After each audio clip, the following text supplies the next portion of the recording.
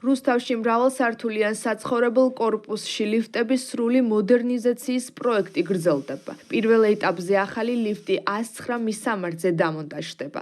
აქტიური სამუშაო პროცესი ამ მომენტისთვის 30 ადგილზე მიმდინარეობს. პროექტი რუსთავის მერიამ 2022 წელს დაიწყო. 2025 წლის ბოლომდე ახალი ლიფტი რუსთავში 500-ზე მეტ მისამართზე იქნება დამონტაჟებული.